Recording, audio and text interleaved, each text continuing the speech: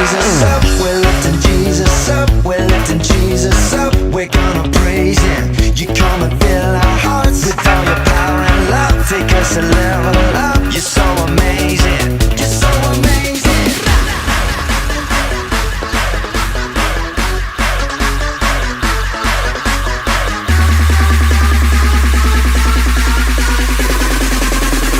You're so amazing.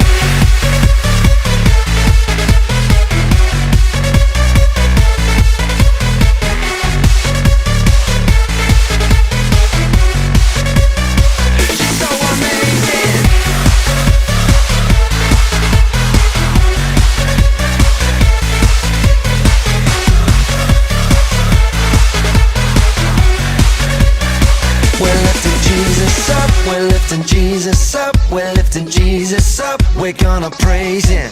You come and fill our hearts with all your power and love. Take us a level up, you're so amazing, you're so amazing. We're lifting Jesus up, we're lifting Jesus up, we're gonna praise Him. You come and fill our hearts with all your power and love. Take us a level up, you're so amazing, you're so amazing.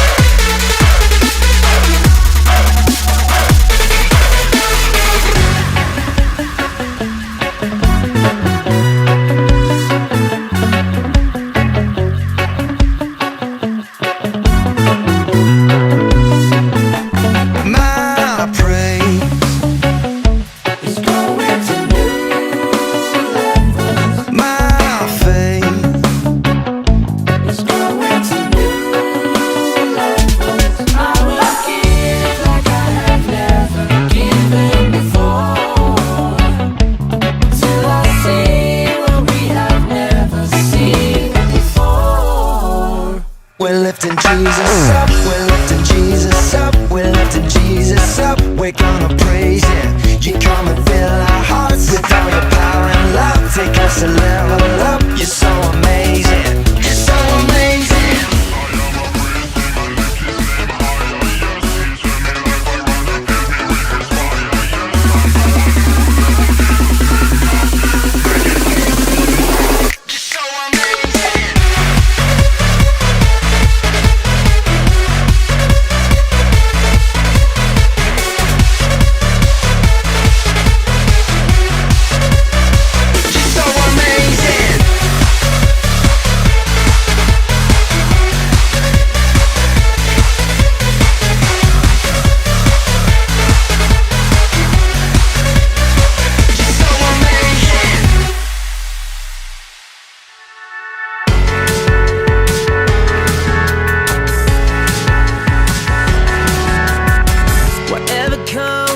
Whatever goes, there is one thing that I know, that you are faithful. Yeah, you are faithful. So I speak out your word, it has the power to change my world. Yeah, you're my breakthrough. Yeah, you're my breakthrough. Come on, you tell him. I will trust you. I will trust you.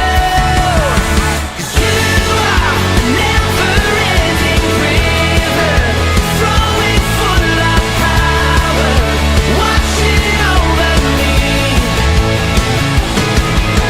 and I will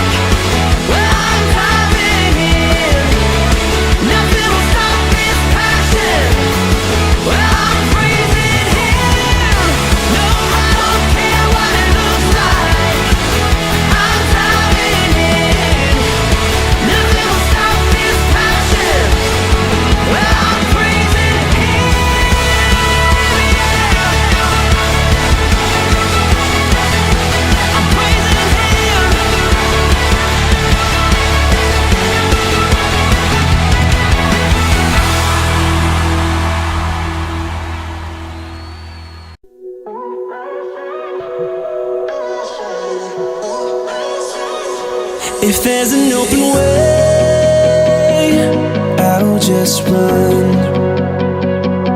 while everything else fades and turns to dust. We're searching to find a way from here. We'll follow our souls into the night. Let's disappear, 'cause wherever we go, love is on our side. Love is on our side. Your love is on our side.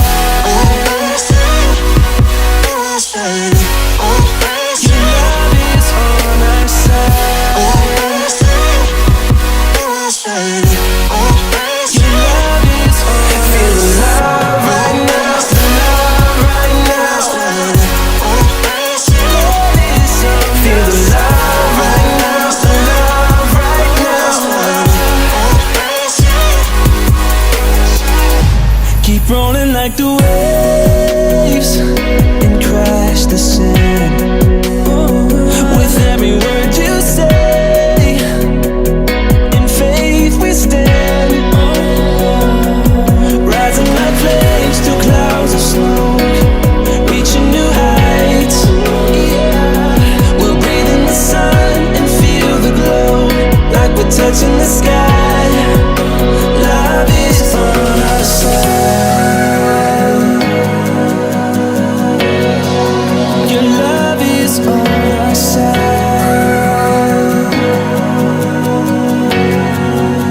Love is on our side. On our side, on our side. On our side, love is on our side. On our side, on our side. Your love is on our side.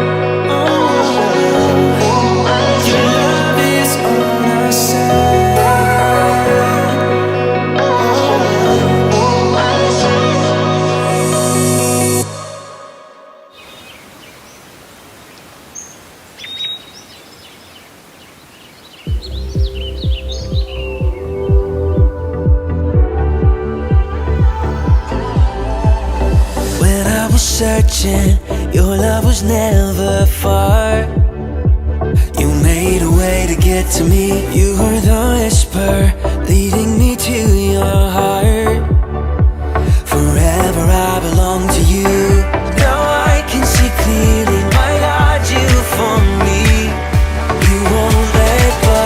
Your love won't let me down, and I know it's true. Yeah, I know that your love is all around. I believe in you, holding on to you, holding on, and I know you will never fail. I want all of you, you never change. Your love won't let me down. Love won't let me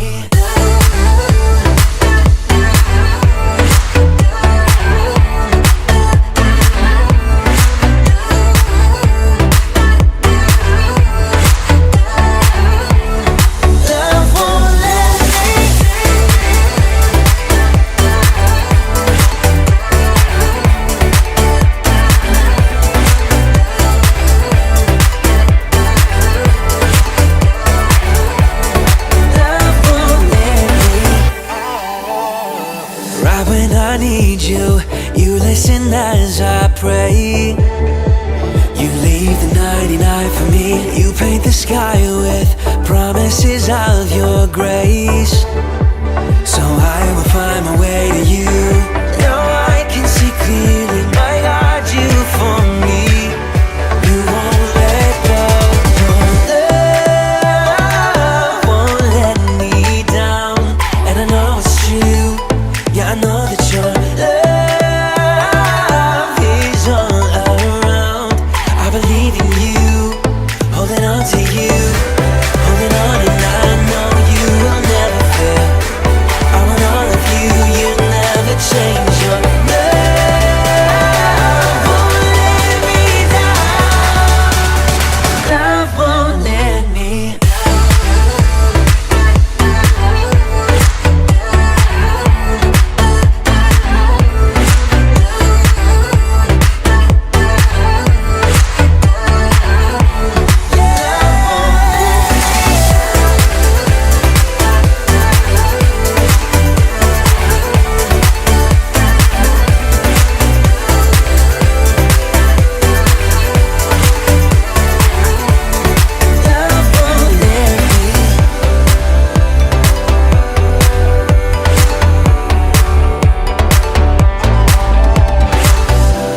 holding on, and I know you will never fail.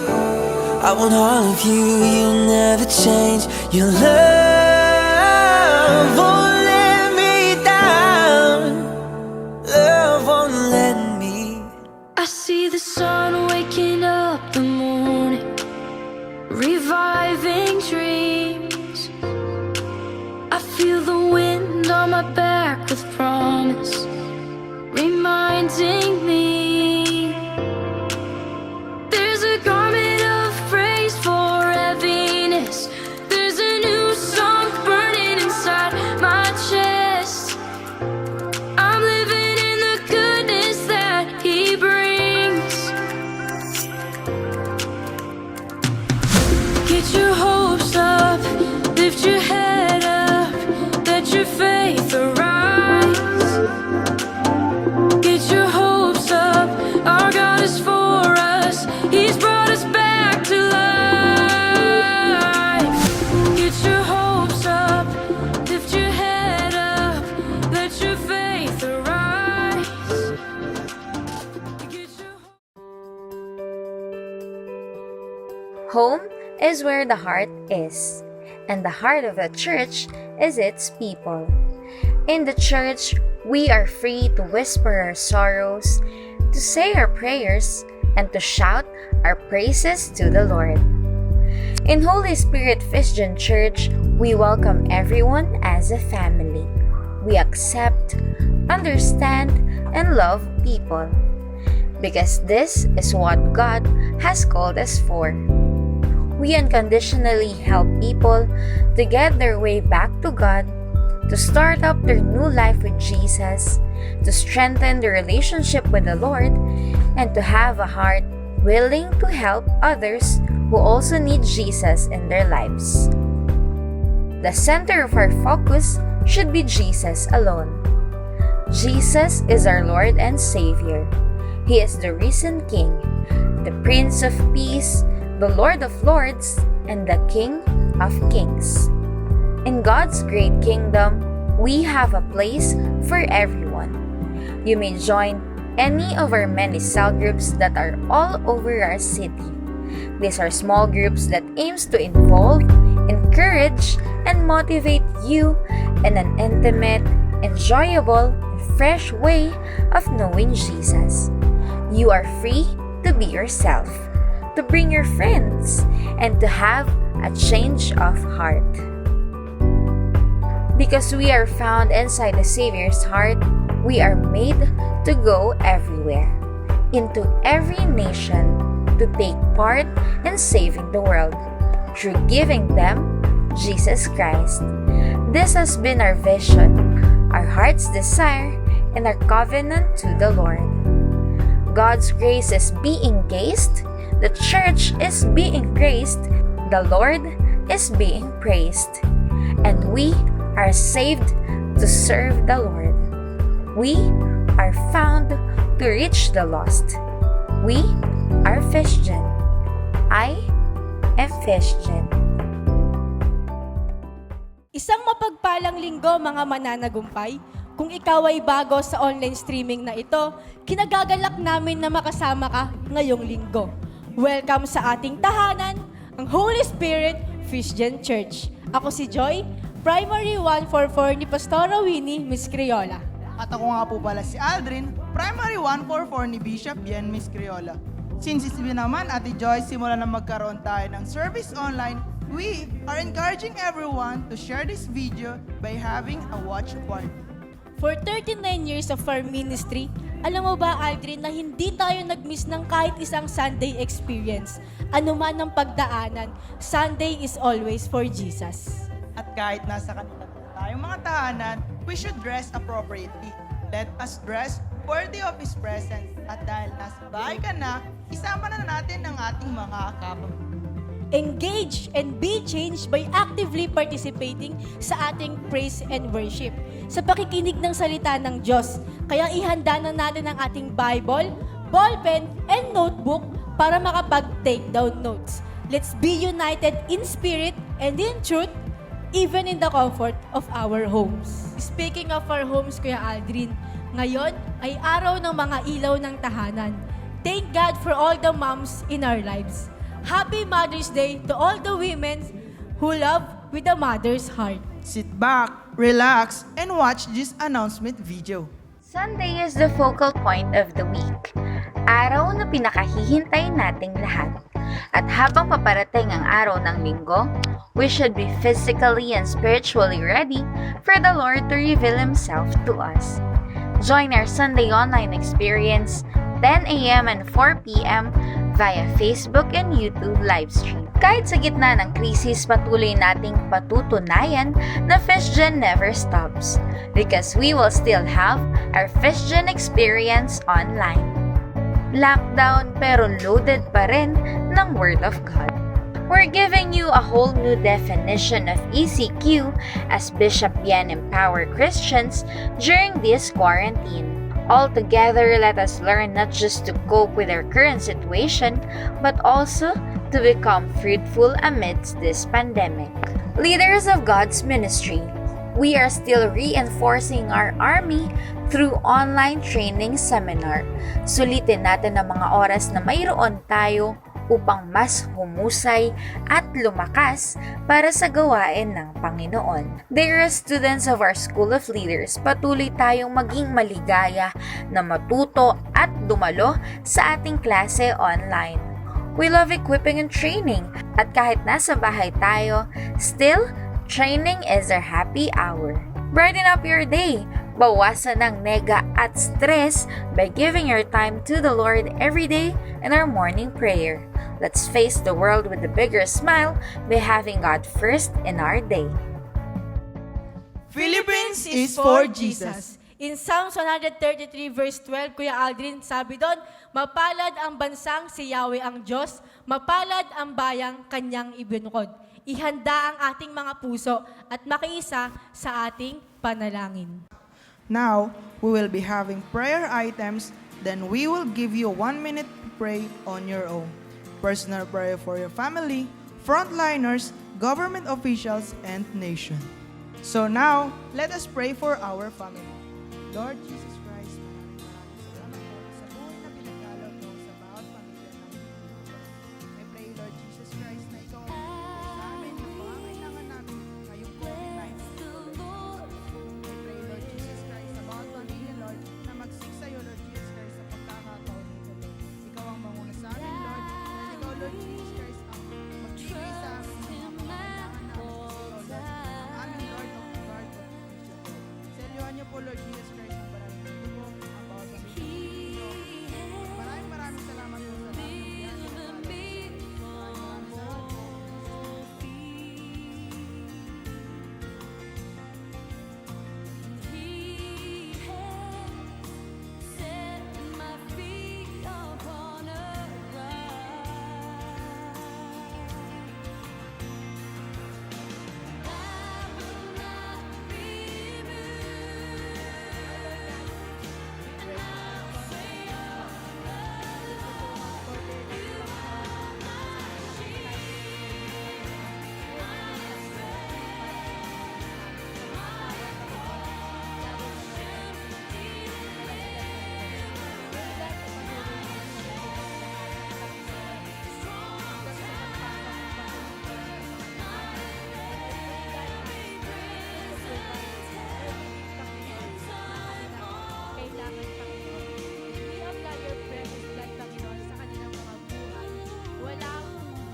Panginoon, ang COVID-19, Panginoon, sa dugo mo, Panginoon, na siyang nagpaprotect na Panginoon sa kanila. Thank you, God. Bless you.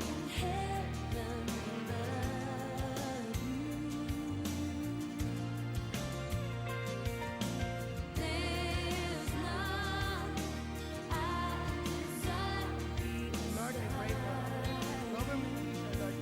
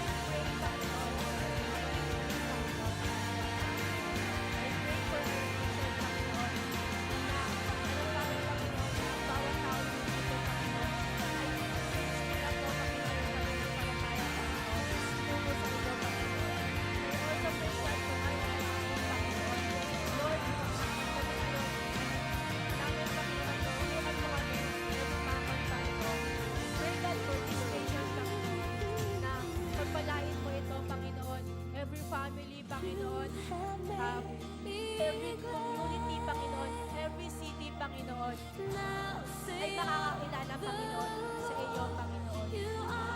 Bless God.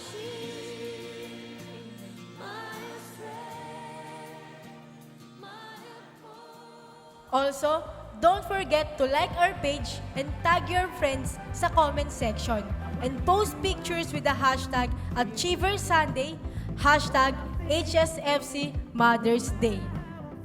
Again, Happy Sunday, Achievers! Welcome to Holy Spirit Christian Church.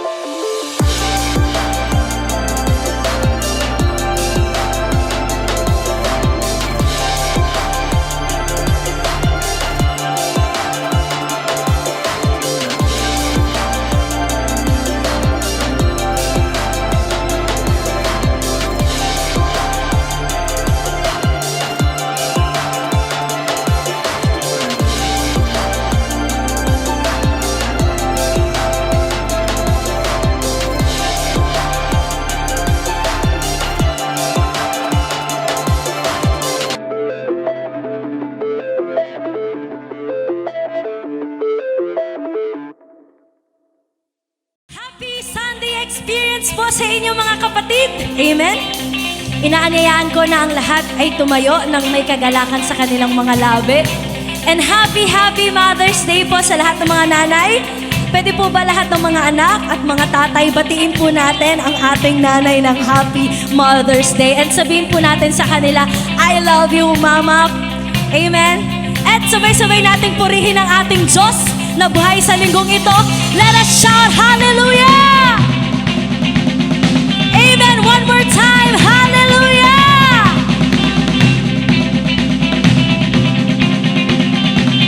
Hallelujah!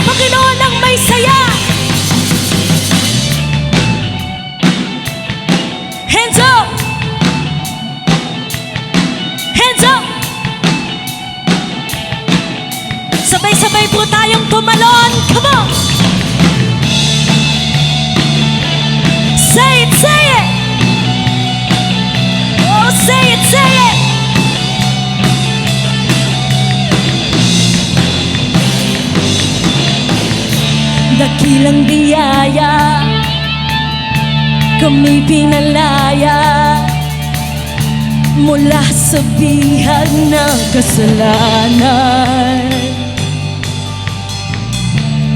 Pinatawad, pinagpala ng lubusan. Kaya hindi na po, hindi mapipigil ang pagsamba sa'yo. Jesus, dakila kang totoo.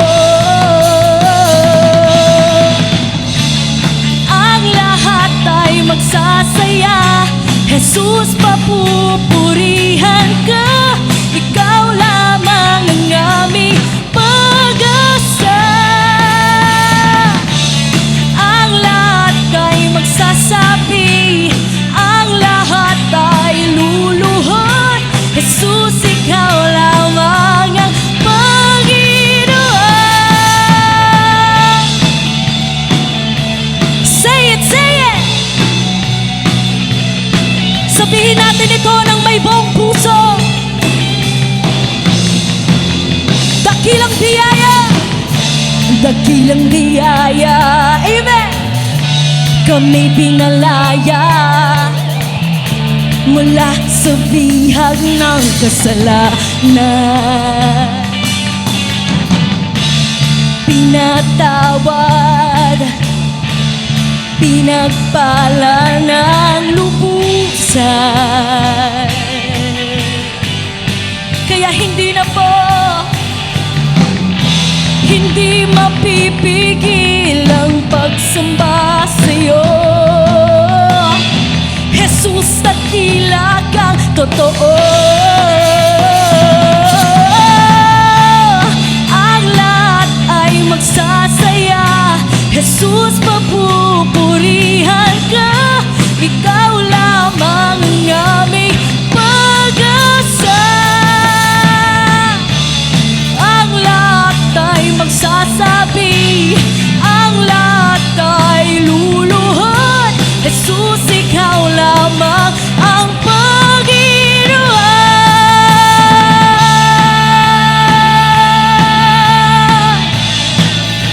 Ikaw lang ang aming Panginoon.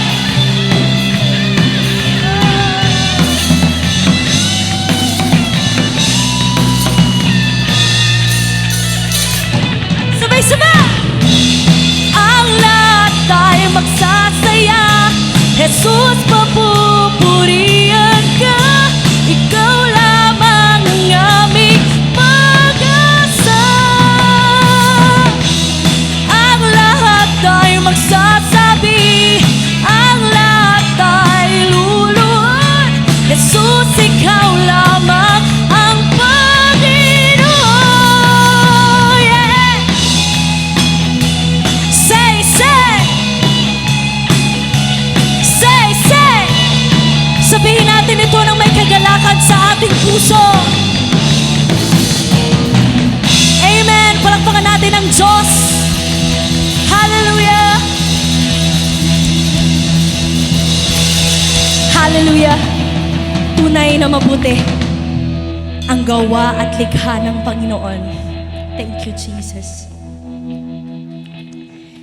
As we worship this day, we would like to thank you, Lord God, for all your goodness.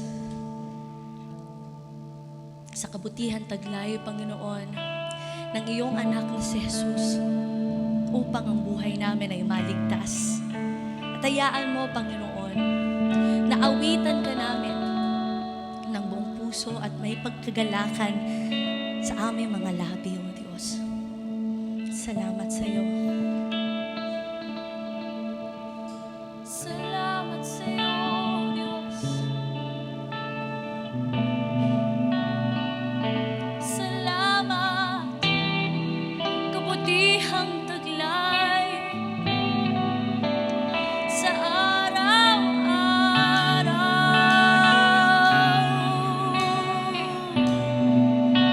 Salamat sa iyo.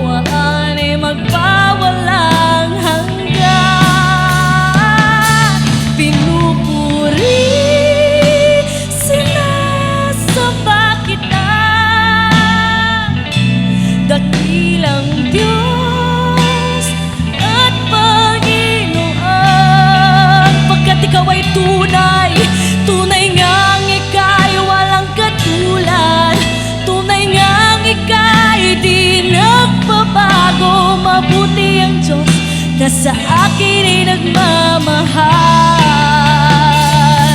Pinupuri, sinasamba kita, dakilang Diyos at Panginoon. Tunay ngang ika'y walang katulad, tunay ngang ika'y di nagbabago. Mabuti ang Diyos na sa atin ay nagmamahal.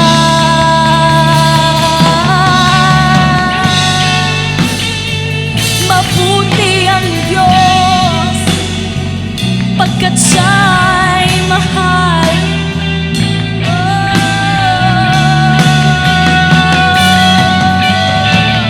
Kaibigan, mahal ka ng Panginoon.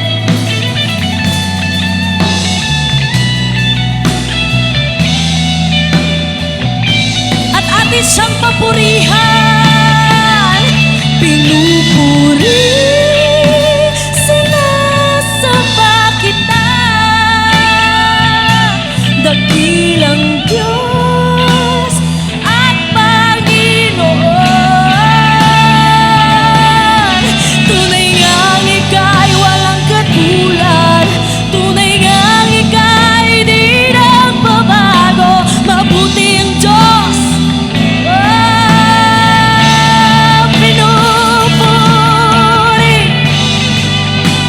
sinasamba ka namin, O Diyos, pagkat ikaw ay dakila magpagkailanman. Tunay ngang ikaw ay walang katulad, sa amin ay tapat. Muli pa. Pinupuri, sinasamba kita, O Diyos, dakilang Diyos at Panginoon. Tunay ngang ika'y walang katulad, tunay ngang ika'y di nagbabago. Mabuti ang Diyos sa akin ay nagmamahal. Mabuti ang Diyos na sa atin ay nagmamahal. Mabuti ang Diyos na sa atin ay nagmamahal. Thank you, Lord.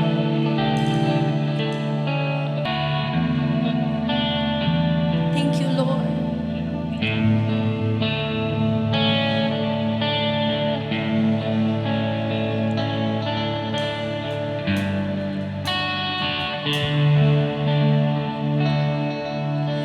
Ikaw lang ang pag-asa ko, tanging ikaw ang buhay ko, Jesus.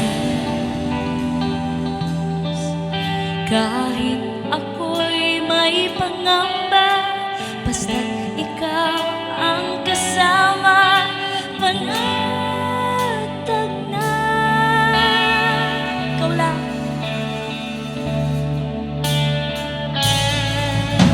Ikaw lang ang pag-asa ko, tanging ikaw ang buhay ko, Jesus. Kahit ako'y may pangamba, basta't ikaw ang kasama, panatag na. Kahit kailan di ka nagkulang, biyaya mo sa akin laging laan. Pag-ibig mo sa akin walang hanggan, inibig mo ako noon pa man.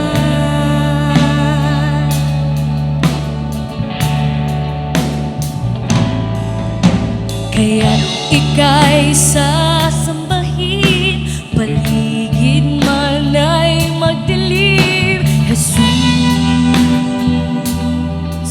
Kahit may suliranin man ang lagi kong aawitan, ikaw lamang. Kahit kailan di ka nagkulang, biyaya mo sa akin laging laan. Pag-ibig mo sa akin walang hanggan, inibig mo ko noon pa man. Kahit kailan, kahit kailan di ka nagkulang, biyaya mo sa akin laging laan. Pag-ibig mo sa akin walang hanggan, inibig mo ko noon pa man. Kahit kailan, kahit kailan di ka nagkulang, biyaya mo sa akin laging laan. Pag-ibig mo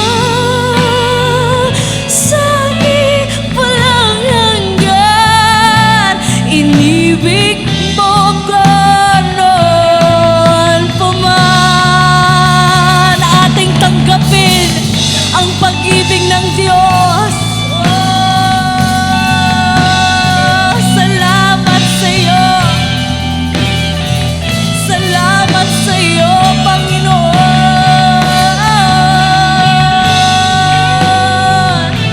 sa pag-ibig mo.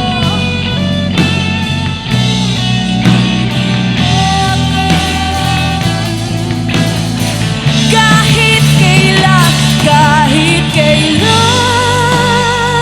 di ka nagkulang, biyaya mo sa akin laging laan. Pag-ibig mo sa akin walang hanggan, inibig mo ko noon pa man. Tunay nga, kahit kailan di ka nagkulang, biyaya mo sa amin laging laan.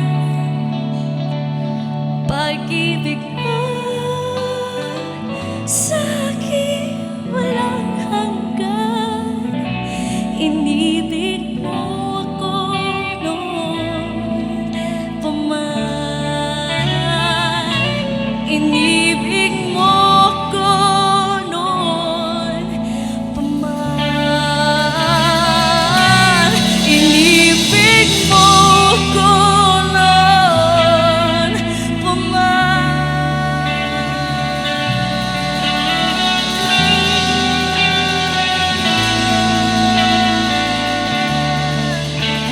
Tanggapin natin ang pag-ibig ng Panginoon.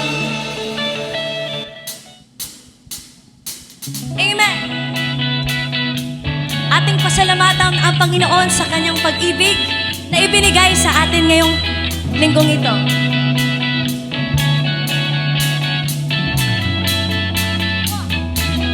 Di nating pagmamasdan ang kalawakan, hindi ko maunawaan.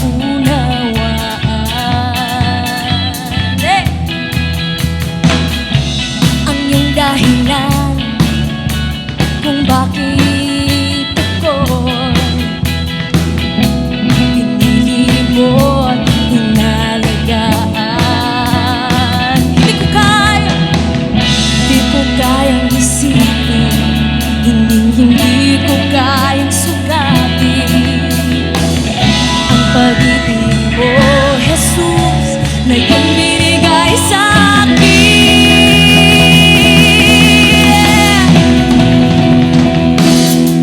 Let's go!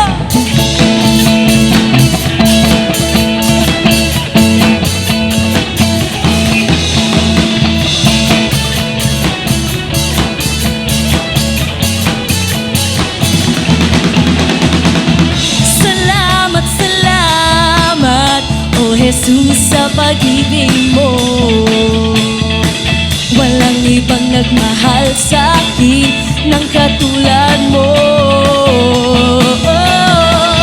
Salamat, salamat, O Jesus, sa pag-ibig mo. Ako'y magsasaya sa piling mo.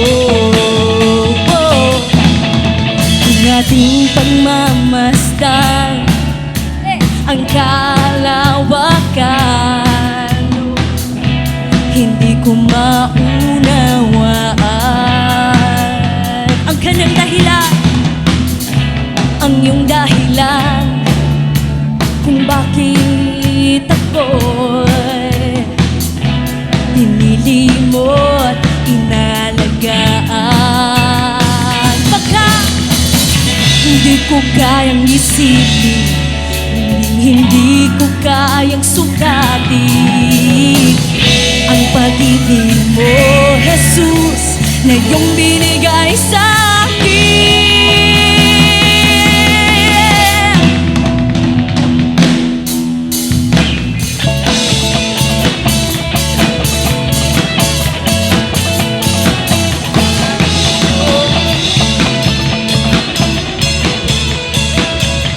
Tayo'y magpasalamat sa Diyos. Salamat, salamat, O Jesus, sa pag-ibig mo. Walang ibang nagmahal sa akin ng katulad mo. Salamat, salamat, O Jesus, sa pag-ibig mo. Ako'y magsasaya sa piling mo. Salamat sa'yo. Salamat, salamat, O Jesus, sa pag-ibig mo. Walang ibang nagmahal sa akin ng katulad mo. Salamat, salamat, O Jesus, sa pag-ibig mo. Ako'y magsasaya sa piling mo.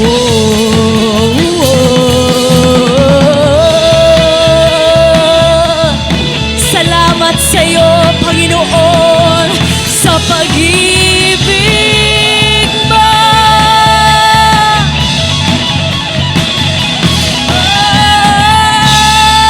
Palakpakan natin ang Diyos sa pag-ibig niya. Amen. Thank you, Jesus, for your love.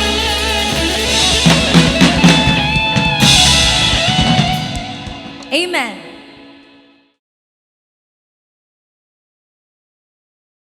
As the scripture says in 1 Chronicles chapter 29, verse 9 to 14, the people rejoiced over the offerings, for they had given freely and wholeheartedly to the Lord, and King David was filled with joy.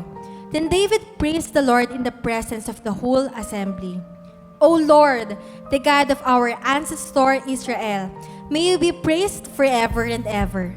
Wealth and honor come from you alone, for you rule over everything. Power and might are in your hand, and your discretion people are made great and given strength. O our God, we thank you and praise your glorious name. But who am I, and who are my people, that we could give anything to you? Everything we have has come from you, and we give you only what you first gave us. Truly, everything that we have came from the Lord. Any kind of our possession came from Him. He even gave His life for us, showing His selflessness. And with this, we are called to do the same.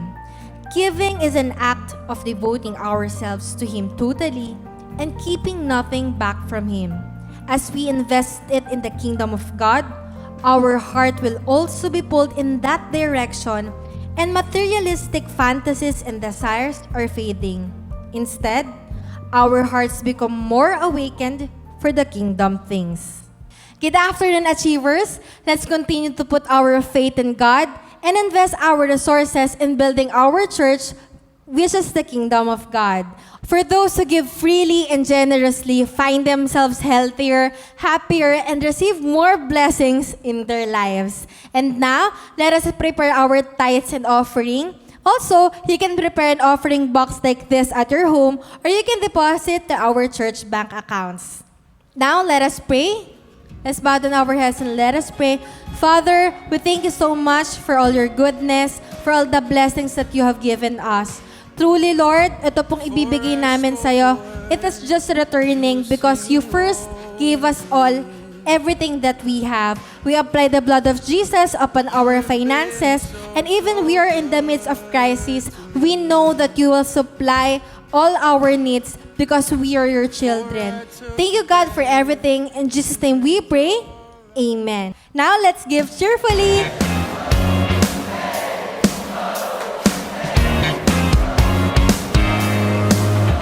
There's a party right here, for your glory is all around, in this electric atmosphere.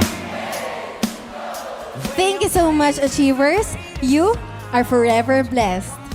Lift him up higher, for he is worthy, he is Magandang araw po sa kanilang lahat. Ngayon po ay ating pong siniselebrate ang araw ng kananayan o Mother's Day. So sa lahat po ng mga nanay, dito po sa dako ng Parañaque, dako ng Lipa, dako ng Cavite, dako ng Bicol, Samar, at dako po ng Taytay, ganon din po sa bandang Luzon, Tarlac, at sa iba-ibang panig ng ating bansa. Ako po ay bumabati sa inyo ng Happy Mother's Day.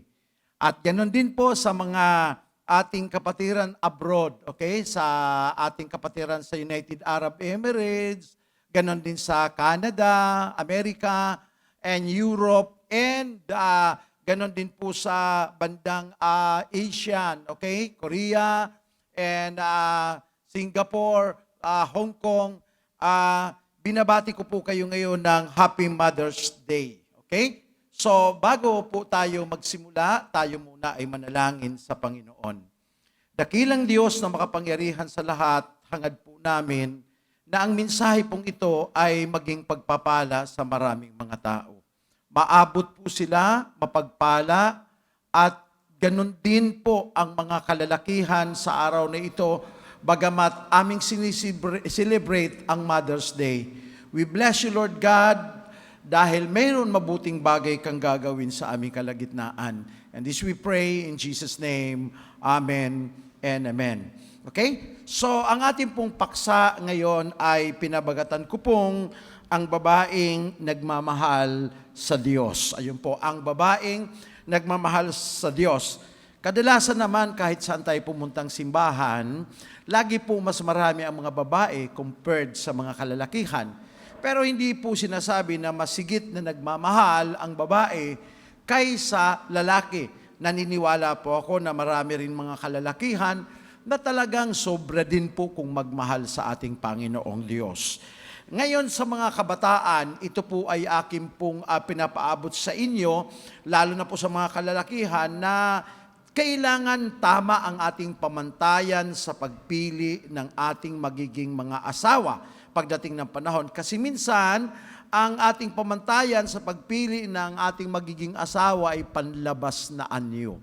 Gusto natin maganda, maganda ang katawan, maganda ang legs, maganda ang mukha, maganda ang lips, maganda ang buhok, at talagang medyo malambing. Ito pong mga pamantayan nito na ating pong nakikita ay panlabas lamang po ito. At minsan, ang ugali ng babae, yung kanyang commitment sa Panginoon ay hindi natin kinukonsidered yun.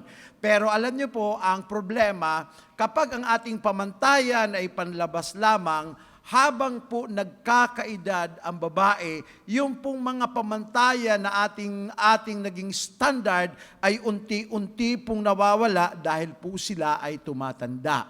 nawawala na po yun. So ang nangyayari, unti-unti na rin po na nagbabago ang ating paningin sa kanila.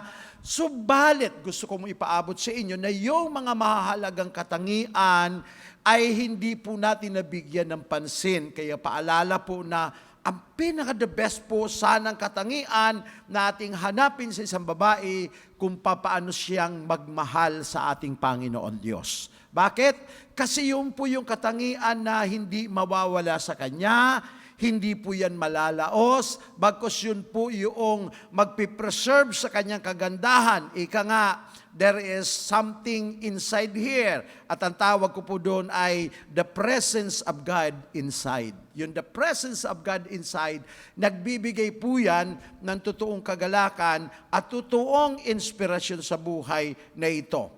Ngayong umaga, dahil po sa mga kananayan, ay pinili ko pong kunin ang kwento ni Ana. Sa Bible, meron pong dalawang baog na remarkable ang kanilang buhay at 3 baog. Okay, na remarkable ang kanilang buhay. Ang una po ay si Sarah. Baog si Sarah, pero dahil sa pananampalataya sa Diyos, nagkaanak po sila at ang kanilang naging anak ay mismo pinagmulan ng bayang Israel. Maganda po yun, ano?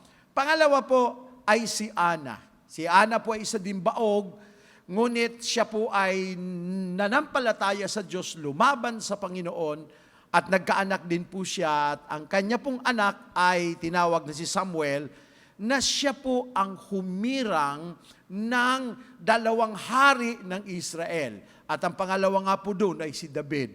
Matitindi po itong mga baog na ito, no? At ang pangatlo pong baog ay si Elizabeth. Si Elizabeth po ay nanganak at ang naging anak ay si John the Baptist. Siya din po ang naghanda sa daraanan ng ating Panginoon. Siguro maraming mga nakikinig sa akin na hanggang ngayon wala pa rin po kayong anak.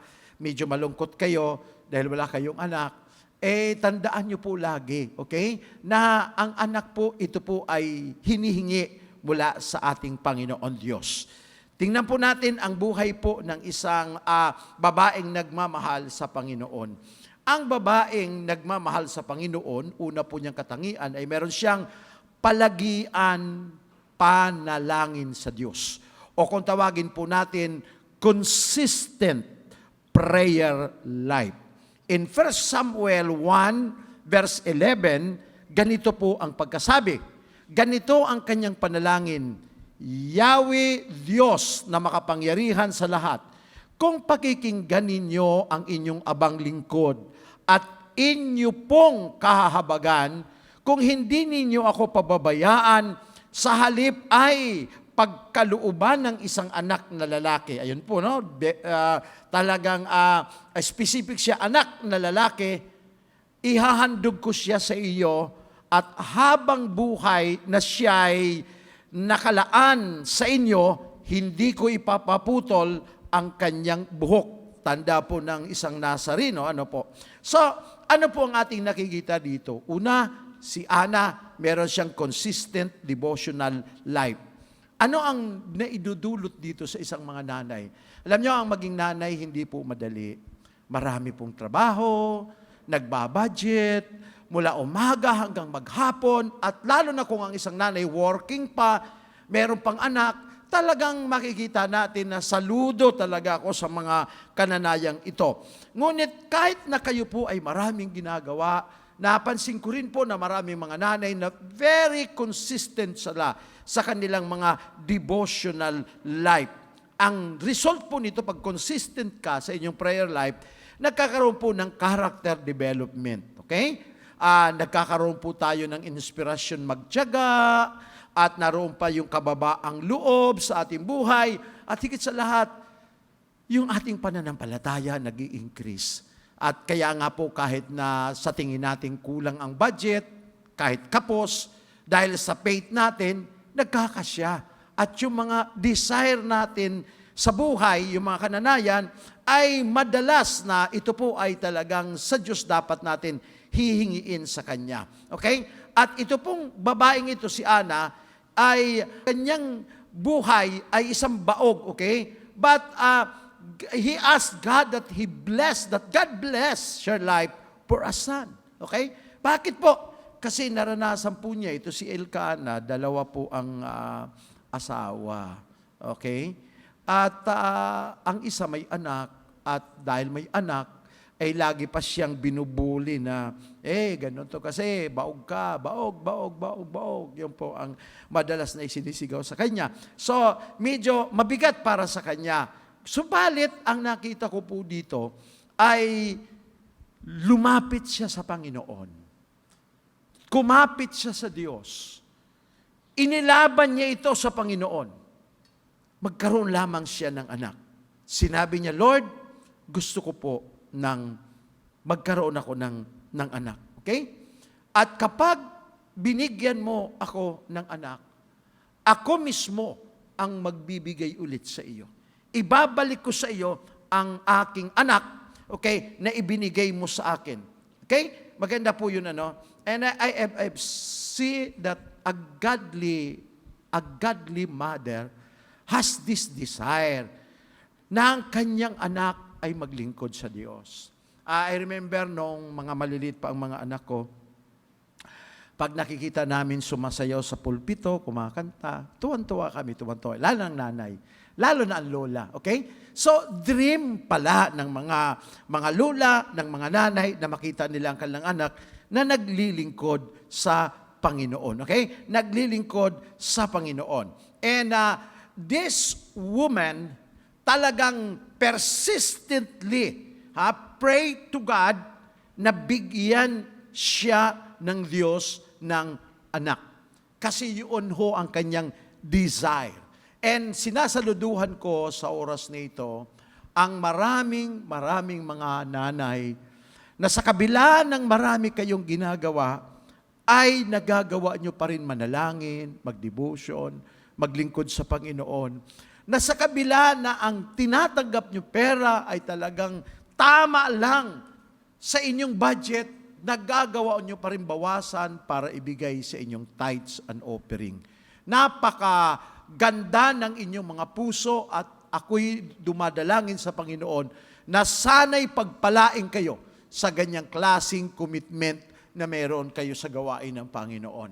And kadalasan ang mga simbahan, ito po ay talagang nag-grow because marami rin mga kananayan. Ngunit paalala po sa maraming mga nanay, and I've observed maging sa ating simbahan, madalas po ang mga nanay, ang commitment ay pabago-bago minsan. Okay? And kung i-record ko ang aking personal na experience, mas maraming mga nanay na umaalis sa simbahan kaysa tatay. Yung mga tatay, ang commitment nun napaka-firm. Minsan, ang problema sa ating mga kananayan, yung ating emosyon. Kapag tinamaan na tayo ng ating emosyon at di na natin nakuha yung gusto natin, kadalasan kaagad, di tayo nag-iisip, larga kaagad, pupunta po kayo sa ibang mga simbahan agad. Alam niyo po, hindi po ito mabuti sa isang nanay kasi hindi po kayo makakapag-iwan ng magandang patotoo sa inyo pong mga anak. At ang malungkot pa nga po kung ang inyong anak mismo ay di naman sumama sa iyo at naroon lang sa dati niyong sinisimbahan, medyo magbibigay po ito ng mas lalong confusion sa iyong sambahanan. Okay? And ang akin po, kaya pala sinabi ng Biblia na doon sa mga babaeng balo, pagka namatay na ang inyong asawa, dapat ang inyong asawa ay ang Panginoon. Dapat submissive kayo sa Lord. Dapat doon kayo nagpapasakop sa Panginoon dahil at the same time, ituring nyo po ang inyong pastor na talagang tatay. Kasi naniniwala ako na yung mga pastor, makapagbibigay po yun ng proper guidance sa maraming mga kananayan na gustong maglingkod sa Panginoon. Okay? So, pangalawang nakita ko, a woman who really loves God, okay? I love God, I serve. Okay? Yung mga taong, mga babae na nagmamahal sa Panginoon ay naglilingkod. Okay? Naglilingkod. Love and serve God. In Samuel 1:19 and 20. Okay? Sabi po rito sa 19, kinabukasan, maagang maaga silang sumamba kay Yahweh at pagkatapos ay umuwi na sa Rama. Sinipingan siya ni Elkana, si Ana, at dininig ni Yahweh ang kanyang dalangin. Okay? Ang dalangin nito. Ayun po. And in verse 20, ang sabi, nagbuntis siya. Ayun po. At dumating ang araw na siya'y nagsilang ng isang sanggol na lalaki. Samuel ang ipinangalan niya rito sapagkat ang sabi niya, hiningi ko siya kay Yahweh. Maganda po yun. Hiningi ko siya kay Yahweh. Dito po, ang isa pong magandang katangian ng nanay na ito, number 1 po is, she served God. Kahit na ang kanyang asawa ay meron ibang asawa at lagi siyang binubuli dahil wala siyang anak, hindi siya nag-give up sa pagpunta sa simbahan. Yun po maganda.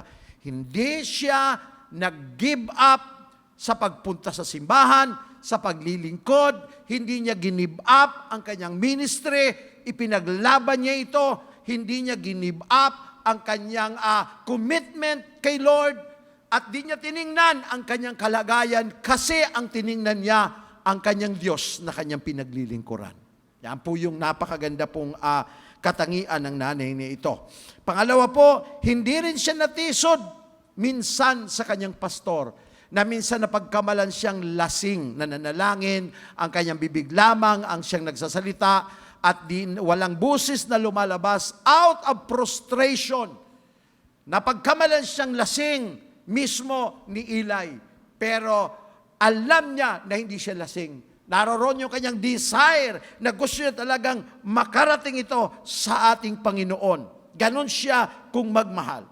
Now, ito pong mga kananayan na totoo talaga na naglilingkod sa Panginoon, sana po ay maging firm tayo. Ang commitment natin sa Diyos dapat, hindi yan commitment natin sa tao. Bagkus commitment natin yun sa Diyos dahil tatandaan po natin, ang mga tao ay nagkakamali. Minsan nga ang inyong pastor, dahil pag siya po ay mayroon din pressure, may frustration, nakapagsasalita siya na minsan sa tingin natin masama para sa inyo. Pero ang kanya lamang po naman intention ay walang iba kundi ang gawain ng Panginoon ay masuportahan, gumanda at lalo pang lumawak. Mga kapatid, ganyan po ang isang nanay na ito, si Ana. Ganyan po ang kanyang heart sa pagsunod sa gawain ng Panginoon. Pangalawa po nakita ko po, she served the house. Yes, hindi siya puro simbahan lang. Hindi siya puro simbahan. Marami rin tayong mga nanay na minsan sa sobra pong busy sa labas, pagdating sa bahay, wala ng panahon sa bahay. Mainit na ang ulo pagkatrabaho na sa bahay. But remember, Ana is one of the best example. Pagkagaling niya sa bahay, uuwi sila sa kanilang tahanan. Aayusin niya ang kanyang tahanan. Maglilingkod siya. Okay? Pinagaganda niya kasi alam niya na ang bahay ay para sa kanya. Ang tawag nga po sa mga kananayan reyna ng tahanan. Dahil sa sila ay mga reyna ng tahanan, sila dapat ang nangangasiwa, nagpapaganda ng tahanan. Of course, kung titingnan natin sa bawat tahanan, pagpasok mo pa lang sa loob, makikita mo na kaagad kung anong uring nanay mayroon ang tahanang yaan. Kaya sa mga kababaihan, mag-practice na kayo na pagandahin ninyo ang inyong bahay, okay? Mangarap kayo kasi naniniwala kung di kayo bibigyan ng Diyos ng bahay, kung hindi ninyo ito aayusin at hindi nyo ito pahahalagahan at hindi nyo ito pagagandahin. Okay? So ako, natutuwa po ako sa akin pong may bahay, si Pastor Winnie, kasi nung binigyan kami ng Lord ng bagong bahay, ay lahat ng nasa isip niya pampaganda ng bahay. Lagi niya nasa isip, ito bagay ito sa bahay, ito bagay ito sa bahay, ito wala patay sa bahay, lagi puro sa bahay. At gusto niya, siya ang magpaganda ng bahay. I remember one day, sabi niya sa akin, Papa, sige, ikaw na ang nangasiwa sa pagtayo ng bahay, hindi kita pinakialaman doon. Pero sana sa pagpapaganda ng bahay, huwag mo naman akong pakikialaman. Akin to. Ako ang magpapaganda nito kasi gusto ko ang maging itsura ng bahay ayon sa design ng puso ko. Of course, ikaw ang reyna ng tahanan. Di ho ba? Kaya ang sarap mangarap, magkaroon ng bahay. And not only that, kung una nagsiserve siya sa God, ito po ang a godly woman, nagsiserve sa God, nagsiserve siya sa kanyang house, at nagsiserve din siya sa kanyang husband. Serve his husband, her husband. Siya ay nagpapaganda para sa kanyang asawa. Siya ay naglilinis para sa kanyang asawa. Tama ba yan, AC, di ba?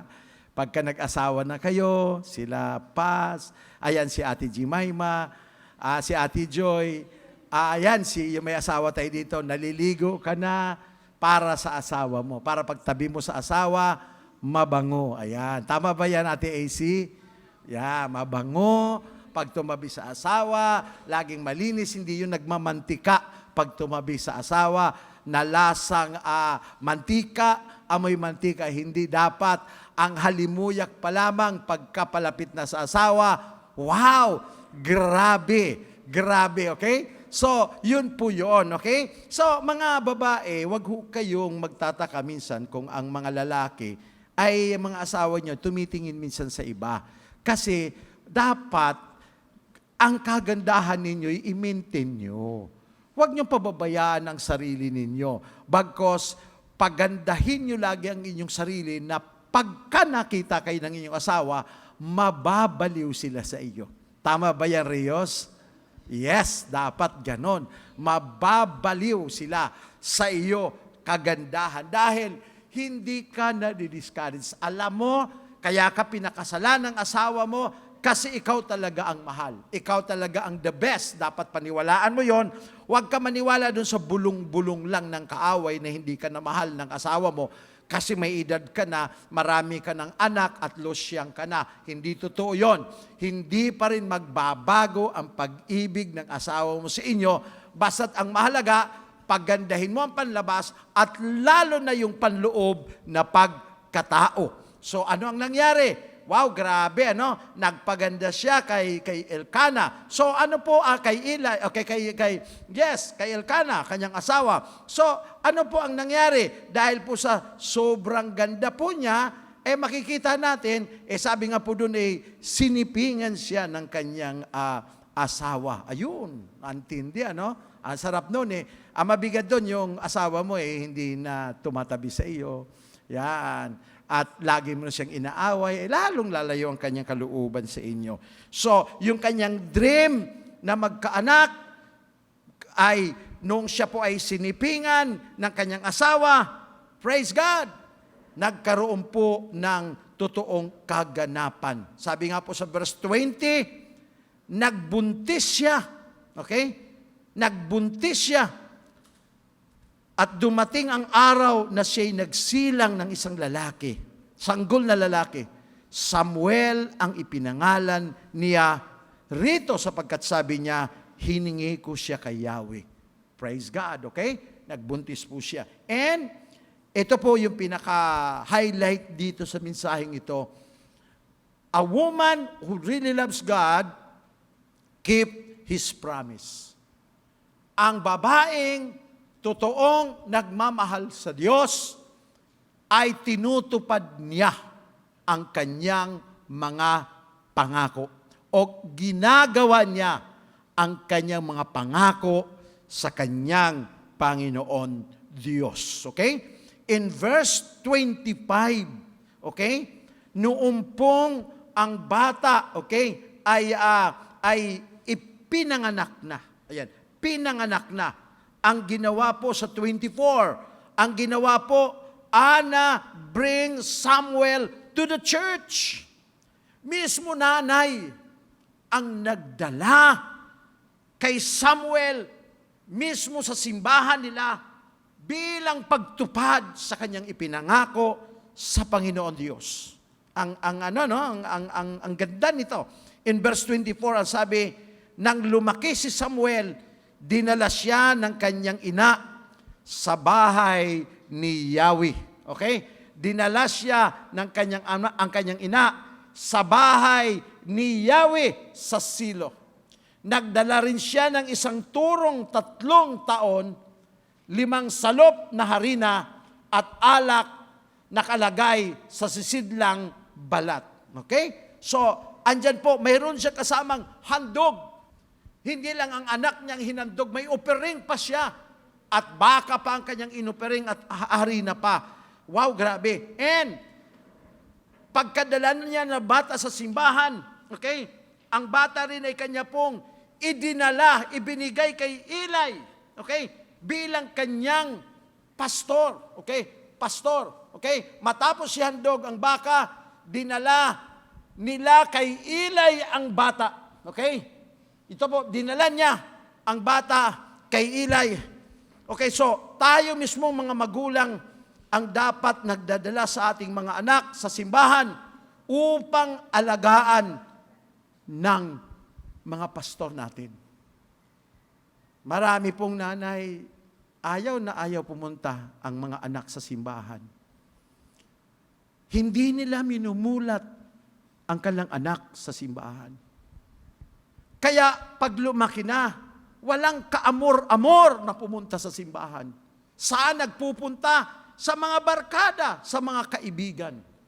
Kaya ang resulta, sa halip na ang kanyang anak ay maging maayos ang buhay, nauuwi sa maagang nagbubuntis, nagiging drug addict, napupuno ng mga bisyo, at nagiging rebelde sa magulang. At saka sila mag-iisip, anak, bakit ka nagkaganyan? Pero mga kapatid, hindi pa huli ang lahat. Mayroon po tayong mga naririnig ng mga mensahe katulad nito. At ating pong naalala na totoo ng mga nanay ay mabayani sa loob ng simbahan. Ngunit mayroon din mga nanay na naliligaw ng landas, nag-iibang pananaw sa anak. At ang gusto nila kalang anak pakinabangan kaagad. Ngunit sa isang maling pamamaraan, mas maganda po kung ang ating mga anak dadalhin po natin sa paanan ng Panginoon. Sa ganon, malagyan po sila ng mga tamang values, tamang katuruan, at tamang puso para totoong magmahal sa kanilang mga magulang. Mga kapatid, napakaganda po ng halimbawang ipinakita ni Ana. Kaya nga po ang kanyang prayer na ang kanyang anak ay lumaki sa simbahan ng Diyos na maalagaan siya ng mga manggagawa mismo ng Panginoon bilang pagtupad sa kanyang mga pangako. And di po madali ang magtupad sa pangako. Mas madaling mangako, pero yung magtupad sa pangako, yun po ang mahirap. But Anna stand what she promised to God. Tinugon niya kung ano man ang sinabi niya sa Panginoon. She kept His promise to God. In verse 26, 25, 27, 28, makikita po natin dito ang mga talatang ito. Sinabi ni Ana, kung natatandaan ninyo, ako po yung babaeng nakita ninyong nakatayo rito noon at nanalangin kay Yahweh. Wow. Binalikan pa niya si Eli. At syempre, alam mo, pag ikaw ay tao ng simbahan, marami pong mga nagsisimba, iba't ibang klaseng tao ang pumupunta sa iyo. Pero yung mga totoo talaga na mayroon covenant sa God, minsan hindi mo talaga makalimutan yan. Naaalala pa rin namin. Maging ako, naaalala ko yung mga babaeng totoo talaga na nakipag-covenant sa Panginoon. In sunod na verse 27, hiniling ko sa kanya na ako'y pagkalooban ng anak at binigyan nga niya ako. Ganda po, ano? Hiningi ko sa Diyos, bigyan niya ako ng anak at tinugon nga niya ang aking panalangin. 28, sabi po niya, kaya naman po, hinahandog ko siya kay Yahweh upang maglingkod sa kanya habang buhay. Pagkatapos nito, sinamba nila si Yahweh. Ganda po, no? Pagkatapos nito, sinamba nila si Yahweh. Yun ang nanay, marunong tumupad sa kanyang pangako na binitawan sa ating Panginoon. Noong pong ibinigay niya ang kanyang anak sa Diyos, bumalik ulit siya na wala ng anak. Mabigat sa isang nanay na ang kanyang kaisa-isang anak, iniwan niya sa simbahan. At mabigat din sa isang bata na maaga pa nawalan siya ng magulang. Ngunit dahil sa commitment sa Panginoon, kailangan nila ito'y patunayan. Sabi nga from zero back to zero. Pero nakapag-iwan lang siya ng magandang storya. May iniwan siyang magandang kwento sa atin, sa ibang mga kananayan hanggang ngayon. Ang pumasok sa kaisipan ko, sa palagay niyo ba, papayag ang Diyos na naranasan mo na magkaroon ng anak, pagkatapos ay ibibigay mo ang kanyang anak sa simbahan para sa pagmamahal sa iyo at babalik ka na walang anak? Sa palagay mo kaya papayag ang Diyos na bumalik ka ulit sa ganyang kalagayan? In my own opinion, naniniwala po ako na hindi papayag ang Panginoon. Kung sa larangan ng pagbibigay, hindi natin siya pwedeng lampasan.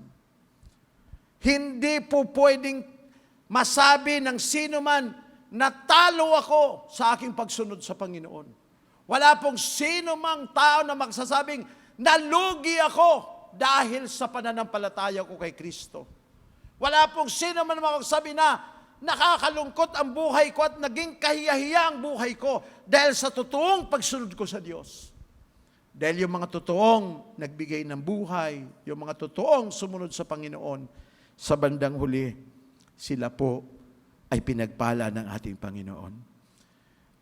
Ana never stopped serving God. He fight for it habang ang kanyang anak lumalaki sa templo, naglilingkod sa Diyos at sa mga tao. Siya naman ay patuloy sa buhay. Hindi niya sinira ang kanyang commitment. Mga nanay, pakinggan po ninyo ito. Pero ang Diyos, nakikinig, nararamdaman ang pakiramdam ng bawat nanay, nararanasan ng isang ina na napakasarap minsan na magkaroon ng anak, pero sa isang saglit ay nawala ang anak. Papayag kaya ang Panginoon na punong-puno na pagmamahal na manatili si Ana sa ganung kalagayan? Sa palagay ko hindi. Kaya po kung inyong titingnan, in 1 Samuel 2 verse 20, it says, in 1 Samuel 2 verse 20, nang ang mag-asawang Elkana at Ana naman ay laging binabasbasan ni Eli. Sinasabi niya, pagpalain nawa kayo ni Yahweh, naway bigyan pa niya kayo ng mga anak bilang kapalit ng ihinandog ninyo sa Kanya. Matapos mabasbasan, umuwi na sila. Sa 21, ang sabi po din nagkatotoo ang sinabi sa kanila ni Eli. Si Ana ay pinagpala ni Yahweh at paglipas ng ilang taon, sila'y nagkaanak pa ng 3 lalaki. Isang ibinigay, dinagdagan ng Lord ng 3 lalaki at 2 babae. Samantala, lumaki naman si Samuel sa paglilingkod kay Yahweh. Wow! What amazing God mayroon tayo. Mga nanay, hindi po kalugian ang magbigay ng buhay sa Diyos. Hindi po malungkot ang maglingkod sa Panginoon. Sinasaluduhan ko po kayo sa lahat ng inyong commitment sa gawain ng Diyos. Mga cell group leader na mga kananayan, mga nagsiserve sa communion ng mga kananayan, mahalin ninyo ang ibinigay sa inyo ng Diyos na trabaho dahil kung alam nyo lang, ang Diyos ay natutuwa at pinagpapala kayo. Hindi madali ang maging nanay. Ni ako man, hindi ako papayag kung babalik na rin ang panahon na sa susunod na pagkakataon, ibabalik ako ng Diyos para mabuhay muli, hindi ako papayag na maging isang babae. Mahirap ang maging babae. Ngunit gusto ko pong sabihin sa inyo, mahal kayo ng Panginoon. Mahal kayo. At ikapital niyo po sa inyong buhay ang totoong pagmamahal. Nabigyan po siya ulit ng mga anak. At malinaw sa ating binasa, binigyan siya ng 2 anak na lalaki, 3 anak na lalaki, 2 anak na babae, habang si Samuel ay lumalaking naglilingkod sa Panginoon. Meron siyang anak na ginamit na pumili ng unang hari ng Israel at sinundan pa ito ni Haring David na hanggang ngayon ang kanyang pangalan ay tanyag sa buong Israel. Bago po siguro ako mag-close sa panalangin para po sa mga kananayan, magpipray po ako sa inyo mga nanay. Uunahin ko siguro ipag-pray yung mga kananayan na si Kristo ay hindi pa talaga naghahari sa buhay ninyo. Gusto nyo pong maranasan ang totoong pagmamahal ng Panginoon. Maganda po itong regalo sa inyo. Happy sa kaarawang ito. Sundin nyo po ang panalangin ito.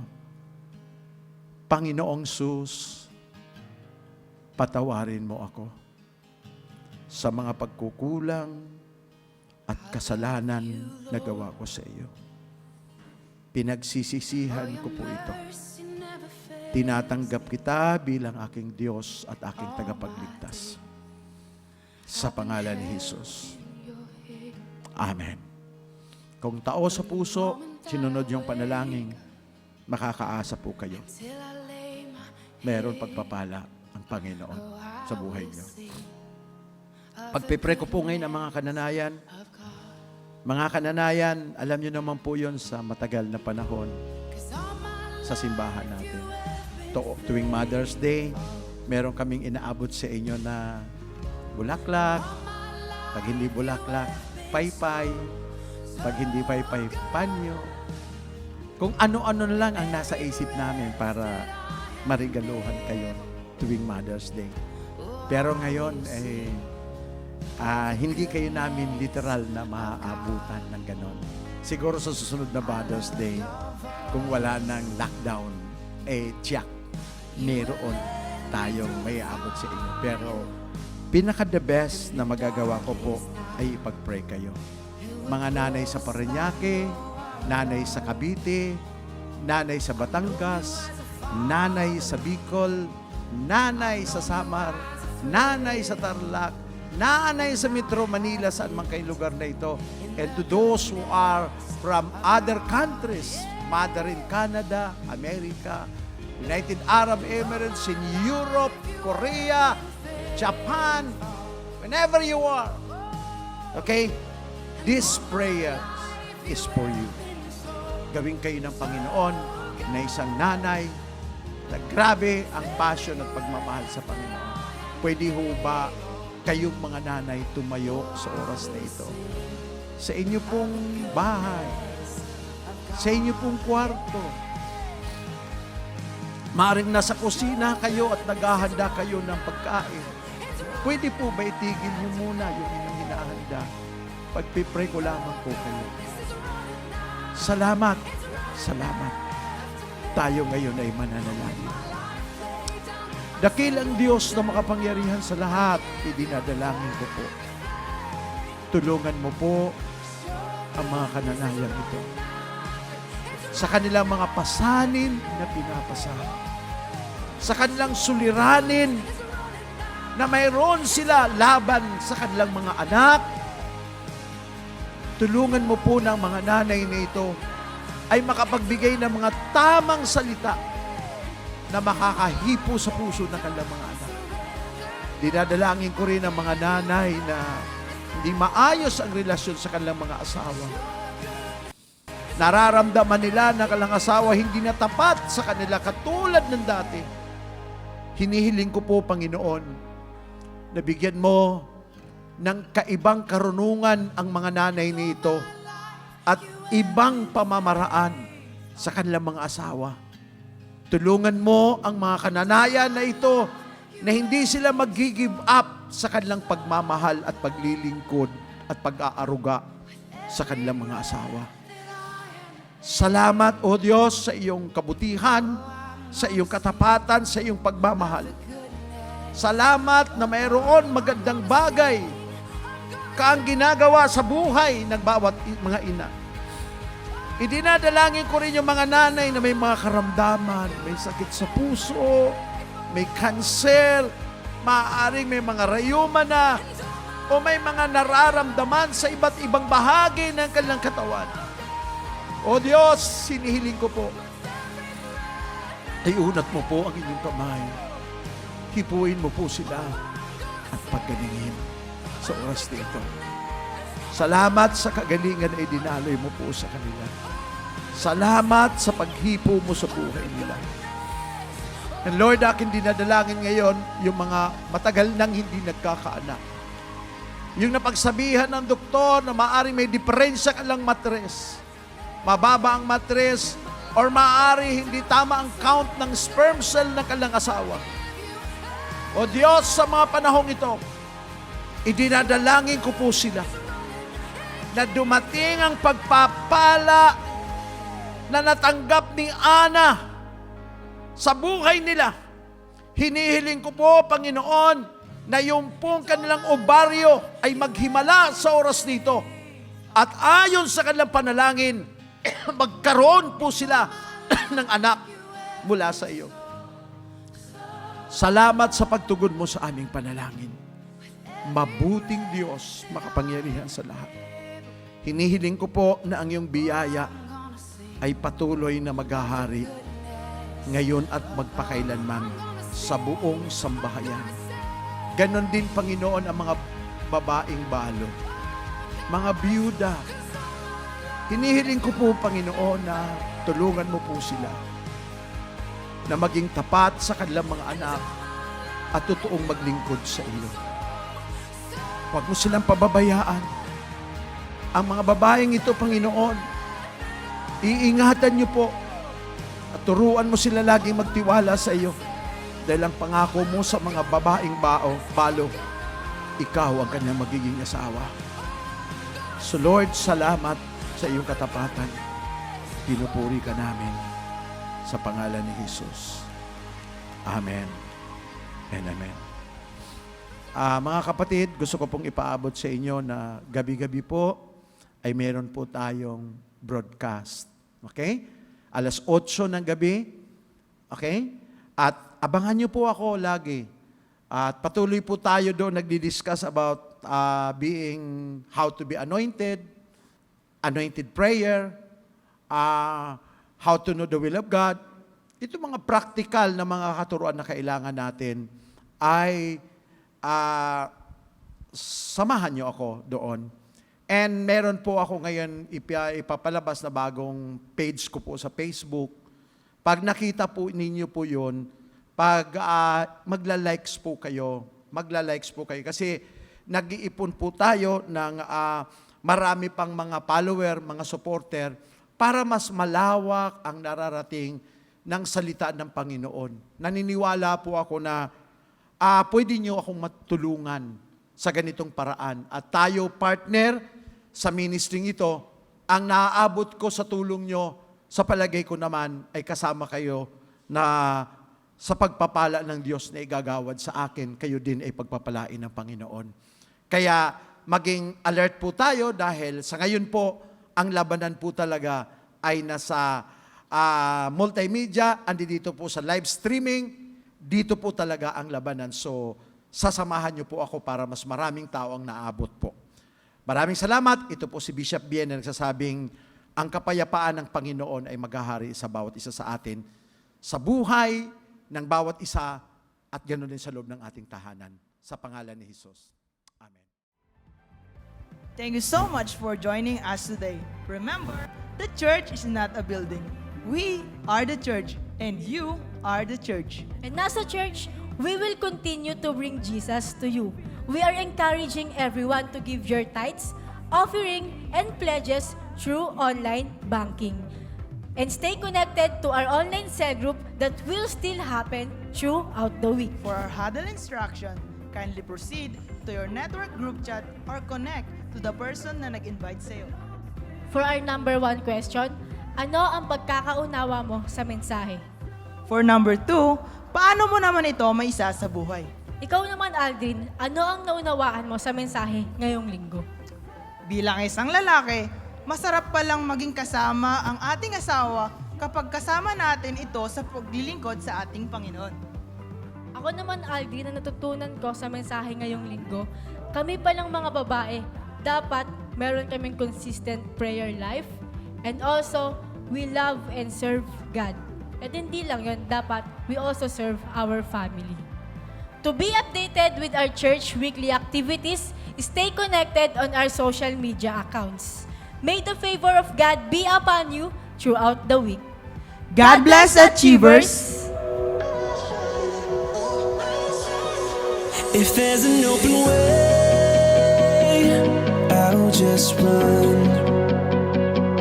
While everything else fades and turns to dust, we're searching to find a way from here. We'll follow our souls into the night. Let's disappear.